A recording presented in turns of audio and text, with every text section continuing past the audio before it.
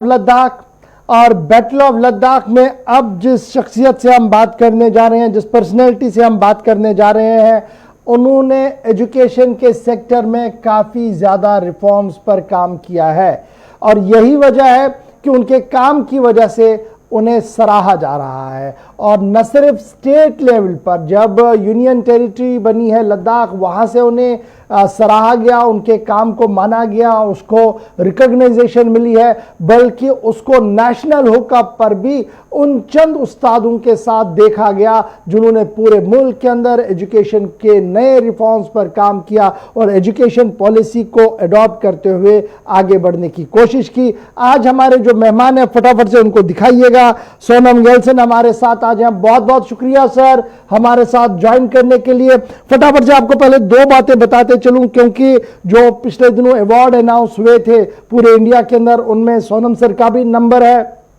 नाम आया था और उन्हें भी अवार्ड से जो है वो नवाजा गया है। इन्होंने काफ़ी मशक्क़त की है, काफ़ी मेहनत की है एज ए टीचर के government upper primary school Ladakh के अंदर। वहाँ पर इंफ्रास्ट्रक्चर, एकेडमिक स्टैंडर्ड को बढ़ाने के लिए गवर्नमेंट ने इनकी काम को रिकॉग्नाइज किया, गवर्नमेंट ने इनके वर्क को अप्रिशिएट किया और यही वजह है कि आज लगातार सोनम सर के काम को हर तरफ से सलाम पेश की जाती है। सर हाईली थैंकफुल आज हमारे इस शो में आने के लिए। डिस्पाइट पॉलिटिकल जो कुछ चल रहा है लद्दाख के अंदर, जरा से हट के हम हमेशा इस प्रोग्राम में बात करते हैं और आज हमारे आप शो में मेहमान हैं तो बहुत अच्छा लग रहा है। आपसे ये सबसे पहले जानना चाहूंगा, जो हम जिस एरिया से आपने शुरुआत की है, लद्दाख टोपोग्राफिकली बहुत ही खूबसूरत है और जब मौसम के मिजाज से देखें तो 6 महीने बंद रहता है, कन्फाइंड है अपने वेदर की वजह से एक महदूद इलाके तक ही वहाँ की जनता, वहाँ के लोग, वहाँ के जवान। उसके बावजूद भी जिस एक्सेल के साथ एजुकेशन वहाँ चल रही है, उसके पीछे ज़रूर आप जैसे उस्तादों का एक बड़ा रोल है, लेकिन किस तरीके से आप सिस्टम जो चला और जो चल रहा है अभी लद्दाख के अंदर देख रहे हैं एजुकेशन के हवाले से?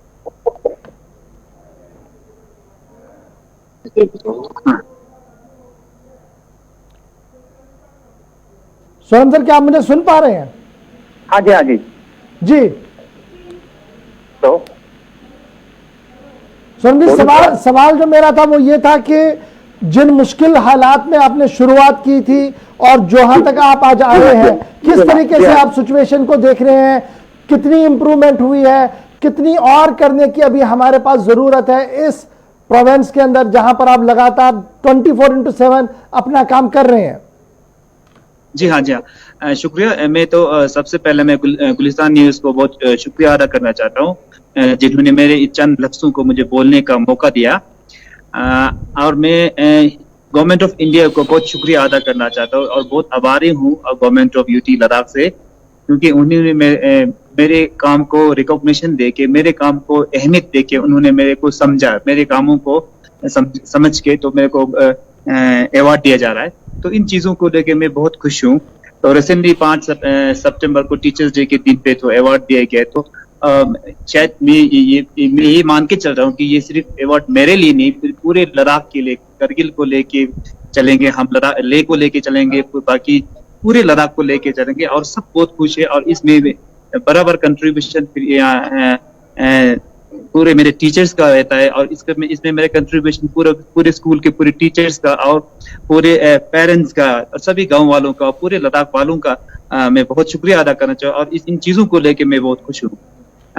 दूसरी बात रहा कि न्यू एजुकेशन पॉलिसी को लेके चले, तो न्यू एजुकेशन पॉलिसी को हम लेके चले, तो न्यू एजुकेशन पॉलिसी में मैं ये मान के चल रहा हूँ और मुझे उम्मीद है कि लद्दाख ज्योग्राफिकल कंडीशन से थोड़ा अलग हूँ, पूरे इंडिया को लेके चले तो इन सब चीजों को कंपेयर करेंगे तो ले के लिए थोड़ा सा न्यू एजुकेशन पॉलिसी में कुछ अलग सा चीज बने, तो मैं ये चाहता हूँ। और बाकी चंद दिन पहले पूरे लद्दाखी लेवल से पूरे जितने भी टीचर्स से सजेशन मांग रहा था कि किस टाइप का हमें न्यू एजुकेशन पॉलिसी चाहिए, आइडिया मांग रहा था। तो ये इन चीजों को लेके हम काफी खुश है कि न्यू एजुकेशन पॉलिसी जो आ रहा है उसमें बहुत सारे बदलाव देखने को मिलेगा। जी अभी जिन मुश्किल हालात में आपने काम अपना शुरू किया है, इंफ्रास्ट्रक्चर को बनाने के लिए, एक सिस्टम को डेवलप करने के लिए, सोनम सर क्या आपको लगता है कि आप उसमें कामयाब हुए हैं? अब गाड़ी रफ्तार के साथ अपनी पटरी पर चल रही है, या अभी भी इस ट्रैक पर बहुत सारी परेशानियां हैं, बहुत सारे हर्डल्स हैं जिन्हें दूर करने की जरूरत है? बिल्कुल सर, बिल्कुल सर। अभी जब शुरू में मुझे जब इस स्कूल में थोड़ा बहुत सारे बदलाव लाने की मैंने कोशिश की, तो मुझे हर गांव वालों का, तो हर मेरे दोस्तों का और डिपार्टमेंट का, गवर्नमेंट का बहुत सारा सहयोग मिला। तो उन चीजों को लेके फिर अभी मैं जिस रफ्तार से आप गाड़ी की रफ्तार की बात कर रहा, तो फिलहाल मैं ट्रैक पे आ गया हूँ। तो स्कूल में काफी सारा बदलाव देखने को मिला, तभी तो लोगों ने पसंद किया है स्कूल को। पहले बहुत कुछ चंद बच्चे ही थे मेरे स्कूल में, 3-4 बच्चे थे। तो 4 बच्चे से लेके फिर अचानक 2-3 साल में 100 बच्चे हो गया। फिर बहुत सारे कुछ इनोवेशन, हमने कुछ चेंज देखने को मिला। तो इन चीजों को लेके मैं सोच रहा हूँ कि अभी भी बहुत चीजें मतलब करने की जरूरत है। तो मैं कोशिश कर रहा हूँ कि आगे इससे भी बढ़िया मतलब चीज देखने को मिलेगा जी। सोनम सर, ये बड़ा इंपॉर्टेंट है कि बड़ी गवर्नमेंट ऑफ इंडिया की कुछ स्कीम्स हैं जो डायरेक्टली चलाई जा रही है एजुकेशन सेक्टर के अंदर, ताकि बच्चों को स्कूल की ओर लाया जाए और बच्चों के अंदर वो तड़प पैदा हो पढ़ने के हवाले से। लेकिन जब हम ड्रॉप आउट लिस्ट को देखते हैं तो काफी ज्यादा बच्चे ड्रॉप आउट भी हो रहे हैं प्राइमरी लेवल पर। अगर प्राइमरी से वो आगे बढ़े तो कहीं ना कहीं मिडिल लेवल पर वो रुक जाते हैं, क्योंकि फाइनेंशियल कंडीशन उनकी नहीं रहती है। और फिर हायर लेवल पर आते आते 30 to 40% बच्चे जो है वो ऑटोमेटिकली ड्रॉप आउट हो जाते हैं मुख्तलिफ कंडीशंस की वजह से। तो ये जो ये ड्रॉप आउट वाला सिलसिला है, नई पॉलिसी में इसको बड़ा अडॉप्ट करने की कोशिश की गई है। लेकिन लद्दाख के पॉइंट ऑफ व्यू से जानना चाहूंगा, ये जो वहां पर सिचुएशन है, इसको आप कितना सीरियस मानते हैं और क्या कुछ उसमें इमीडिएटली इंजेक्ट करने की जरूरत है? ड्रॉप आउट को लेके चले तो हम सर ले में उतना ड्रॉप आउट आपको देखने को नहीं मिलेगा, क्योंकि बच्चे कहीं ना कहीं स्कूल तो जा रहा है, या प्राइवेट स्कूल में जा रहा है, तो या तो गवर्नमेंट स्कूल में बच्चे जा रहा है। मेरे को मैं ये मतलब एश्योरेंस दे सकता हूँ कि मतलब इतना ड्रॉप आउट देखने को यहाँ पे ले में नहीं मिलेगा। तो कारगिल का मुझे उतना आइडिया नहीं है। बाकी रहा सवाल कुछ स्कीम जो गवर्नमेंट ऑफ इंडिया स्कूलों में चला रहा है, जैसे मिड डे मील स्कीम चला रहा है, जैसे फ्री यूनिफॉर्म का एक स्कीम चला रहा है, बुक फ्री डिस्ट्रीब्यूशन बुक दिया जा रहा है, और बहुत सारे चीजों को मतलब मद्देनजर रखते हुए स्कूलों में मतलब बहुत सारे प्रोजेक्ट, नए प्रोजेक्ट अनाउंस कर रहा है। तो इन चीजों को लेके चले तो ड्रॉप आउट का तो मतलब सवाल ही नहीं पैदा होता है कि बच्चे मतलब स्कूल ना आए। तो होगा कुछ 1-2-3 का तो फिर मसला होगा। तो मैं सोच रहा हूँ कि इन स्कीम को लेके चले तो हमारे लिए गवर्नमेंट स्कूल बहुत तरक्की कर रहा है। अब चैलेंज है प्राइवेट स्कूलों का जी, क्योंकि सोसाइटी में इस तरह का एक मिसकॉन्सेप्शन चल रहा है कि private school are far more better than the government school sir. तो कुछ इस तरह का मतलब सिलसिला चलते आ रहा है कि बहुत दिनों से, मतलब एक डिकेड से चलते आ रहा है कि हर कोई पेरेंट्स है, जैसे एक टीचर्स हो तो टीचर्स खुद अपने बच्चों को मतलब गवर्नमेंट स्कूल में नहीं डाल रहा है। तो ये एक बहुत बड़ा चैलेंज बन के रहा है। पहले से मतलब ये आज की बात नहीं थी, आज से 10-15 साल से चलते आ रहा है। तो ये हमारे लिए एक बहुत बड़ा चैलेंज बन के रहा है। तो मैं अभी गवर्नमेंट ऑफ इंडिया के न्यू एजुकेशन पॉलिसी में कुछ इस तरह का अलग सा चीज देखना चाहता हूँ कि बच्चों को स्कूल की तरफ, गवर्नमेंट स्कूल की तरफ ज्यादा अट्रैक्ट करे। गवर्नमेंट स्कूलों में अच्छे से अच्छे qualities, beautification off campus, classroom को ब्यूटी, बहुत सारे सुविधा देखने को मिले। तो मेरे ख्याल से इसमें कुछ कमी पीछे नहीं रहेगा जी। सोनम सर, क्या आपको यह नहीं लगता कि जो इंफ्रास्ट्रक्चर हमारे गवर्नमेंट स्कूल्स के अंदर होना चाहिए था वो है नहीं, जिसकी वजह से अभी एक ट्रेंड बन गया है कि चलिए बच्चे प्राइवेट स्कूल में पढ़े, अब जैसे भी है पढ़े। और जब मैं बड़े अदब के साथ उनको भी देखता हूं, बड़े मोहब्बत के साथ उन टीचर्स को भी देखता हूं, लेकिन जब मैं सरकार के टीचर्स को देखता हूं, पीएचडी से बहुत कम लोग होंगे और बहुत अच्छे रिसर्चर सरकार के अंदर है। प्राइवेट स्कूल के अंदर ग्रेजुएशन ज्यादा से ज्यादा एमए या बीएड तक वो चले जाते हैं, लेकिन रिजल्ट ओरिएंटेड गवर्नमेंट स्कूल नहीं रहते हैं। ऐसा क्यों? आपको कहां पर लैक है कि रिजल्ट ओरिएंटेड स्कूल नहीं बन पा रहा है? अभी मैं पहले बोल रहा था कि लोगों में एक मिसकंसेप्शन चल रहा है कि लोगों का तवज्जो नहीं, गवर्नमेंट स्कूलों को नजरअंदाज कर रहा है। थोड़ा लोग गाँव में लोग स्कूलों को नहीं अपना रहा है।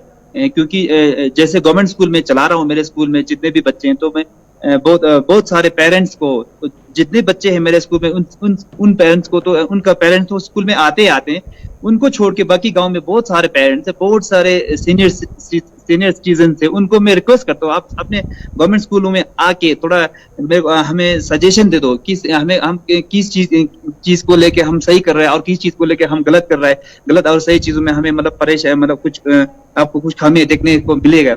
लेकिन गांव, जिस गांव के लेवल पे हो गया या पूरा लद्दाखी लेवल के हो, ले और कारगिल हर जगह की, जिन बच्चों का पेरेंट्स जिन बच्चों का पेरेंट्स का या स्कूल में कोई वो नहीं है, तो वो लोग स्कूल में आते नहीं। जैसे गांव का रिप्रेजेंटेटिव हो गया, नंबरदार हो गया, सरपंच हो गया, उनका आना जाना बहुत कम रहता है गवर्नमेंट स्कूलों में। तो मेरे को लगता है कहीं ना कहीं इन चीजों को लेके गवर्नमेंट स्कूलों में बहुत सारे खामियां, सिस्टम अगर ज्यादा हो तो और ज्यादा बेटर परफॉर्मेंस होगी, अकाउंटेबिलिटी ज्यादा पैदा होगी। अभी जो नई national education policy national hookup पर आई है, उसको आप जाती तौर पर इन पर्सनल कैपेसिटी सोनम गैल्सन साहब कैसे देखते हैं? क्योंकि बड़ी कुछ अच्छी चीजें भी इसमें देखने को मिल रही हैं और बड़ी चीजों पर क्रिटिसिज्म भी हो रहा है। लद्दाख के पॉइंट ऑफ व्यू से आप उस नेशनल एजुकेशन पॉलिसी को कितना फिट देखते हैं लद्दाखी युवाओं के लिए, लद्दाख के बच्चों के लिए? ये नेशनल एजुकेशन पॉलिसी जो आजकल हम ड्राफ्टिंग कमेटी बना रहा है, तो जैसे हमने कुछ ही दिनों पहले 30 तारीख को इसका मतलब उनका सजेशन का लास्ट डेट था, तो 30 तारीख तक हमने बहुत सारे जैसे नेशनल एजुकेशन पॉलिसी के या ले की लेवल पे मेरे को भी एक कमेटी में उन्होंने बिठाया, गवर्नमेंट एजुकेशन डिपार्टमेंट की ले की तरफ से बिठाया गया है। तो हमने काफी कोशिश किया कि मतलब लद्दाख के लिए कुछ अलग सा चीज देखने को मिला, क्योंकि यहाँ का ज्योग्राफिकल कंडीशन का, मौसम, क्लाइमेट, सब कुछ, विंटर का हमें बहुत सारे चैलेंज है, यहाँ पे बहुत ठंड है। तो इन चीजों को लेके मैं ये उम्मीद कर रहा हूँ कि न्यू एजुकेशन पॉलिसी में तो लद्दाख के लिए थोड़ा हल्का सा अलग सा कुछ ट्रोपोग्राफिकल, ज्योग्राफिकल ले और कारगिल दोनों के लिए थोड़ा अलग सा देखने को मिले, क्योंकि सजेशन में हमने डाला इसी हिसाब से, बहुत सारे टीचरों से पूछ के हमने इस टाइप का सजेशन डाला। तो मैं ये उम्मीद कर रहा हूँ ये बड़ा इंपॉर्टेंट एक डिस्कशन सोनम सर चल रहा है जी कि मदर लैंग्वेज में पढ़ाया जाए, ताकि मदर लैंग्वेज की वजह से बहुत ज्यादा फिट बैठता है बच्चे पर कि वो जल्दी से सीख पाता है। सोनम सर, क्या आप इसकी वकालत करेंगे कि तीसरी, चौथी, 5वीं जमात तक मदर लैंग्वेज में पढ़ाया जाए और बाद में अचानक से स्ट्रीम्स को चेंज किया जाए? बहुत सारे लोग इसके खिलाफ भी बोल रहे हैं।